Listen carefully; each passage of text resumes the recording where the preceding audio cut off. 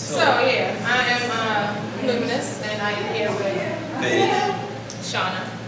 And we're gonna go ahead and get that interview started for our entrepreneur issue. Our table is doing some weird things here, so just ignore that. They're trying to swim. They're trying to swim off the table. The table's gonna fly up this way. If that happens, it'll be a great outtake. But we're not looking forward to that.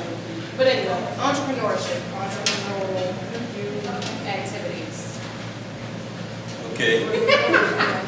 So, I'm taking this that your name is DJ Phaze. You are a DJ. Yes, ma'am. Not just DJ, but full-fledged, what do you call that? Entertainment. Okay. You know, sound, rentals, lighting, the whole works. So how did you get started? Well, basically, I always tell people in a nutshell, I've been DJing since I can stand on a milk crate. So my dad used to be a DJ. I just took it to the next level and became a professional at it. It's always something that I love. You know, music. Always been into music. Always been into sound engineering, electronics. So from there, I just took what I love and what I know, and ran with it basically. Learned some, some business savvy along the way. Of course, in order to, when you're doing something that you love and you decide to make it a business, or you decide to basically employ yourself in that area, you have to get business savvy and real fast. Otherwise, you're basically pouring money into, something that you love and it's not bringing any returns back. Okay. So, how did you link with Gypsy Soul? Through a mutual friend, at first, and then basically what happened is that we have the same feeling about, promoting music, good music, in the area, exposing Baltimore to some artists that were virtually unknown to this area, and so since then we've built up a wonderful relationship and bringing these artists to town. So you said good music. Yes. What do you classify as good music? Good music is music that actually uplifts the community, that actually gives you a certain feeling, other than a good beat. You can shake your butt to a good beat. You go to the club, that's a different kind of good feeling. What it doesn't lead to anywhere. You know what I mean? We actually like to call the music that we promote responsible music, because it grows the community. It actually incites you to think on another level, or raises your level of self-consciousness.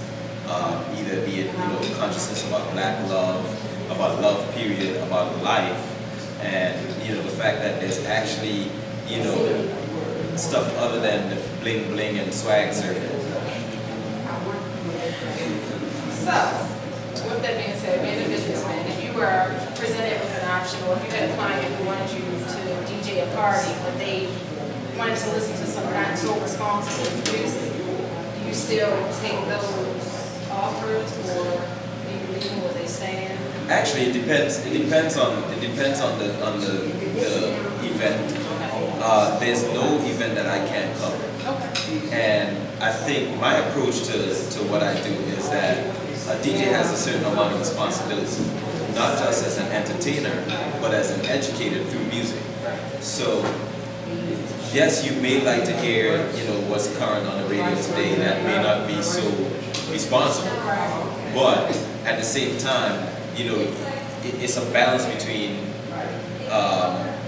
entertaining and then actually educating. And by that I mean you actually can play songs that are unfamiliar to your client and their audience, and actually take them on a ride, take them on a journey where they've never been before, be it culturally or be it musically. You actually can say, well, okay, you've heard one particular song. Now that song, because music recycles itself, you can find the sample that new song has been, that came from, and you actually incorporate the original sample, and there you have a history lesson. I don't want to say I never thought about it that way. Before I got involved with Legacy and Gypsy Soul and all those good people,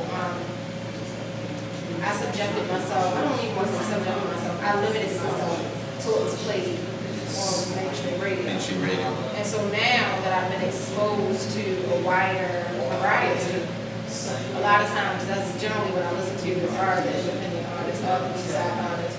So I went to a family function yesterday, and of course they were listening to all the popular mainstream things. And they were talking about the text message song, and I was just dumbfounded. I had no clue what they were talking about. Right. And they were like, you heard it before. No. If it's not on my iPod or in my CD collection, no clue.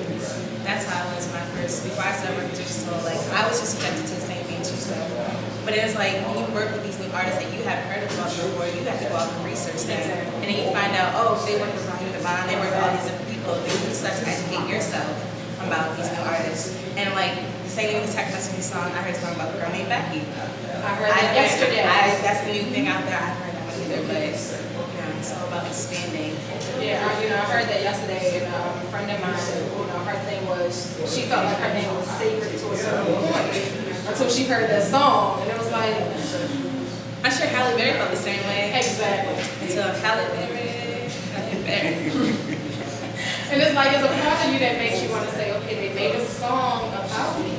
It's not necessarily the most positive song, but at the same token, it's like, okay, you thought enough of me to make a song, but could it have been a little less, whatever you want to call it? Vulgar, irresponsible. Yeah. You see what I'm saying? But I think what people miss is that what you ingest, not just like food-wise, but what you ingest orally, it can be poisonous to you. Because again, you get to the point where it's like, okay, if this is all I listen to, then what happens to my oral IQ? What happens to the knowledge of music and the knowledge of the arts that I have?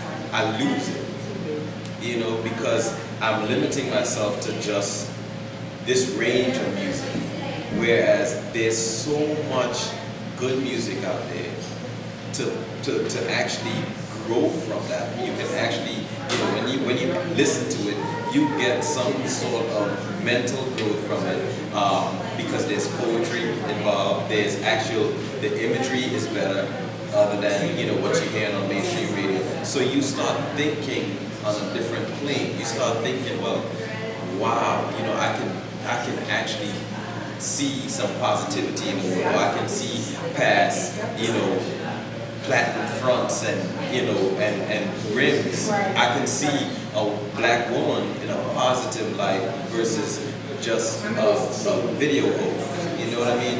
You actually start seeing your own kind or humanity in a different way because of the art form.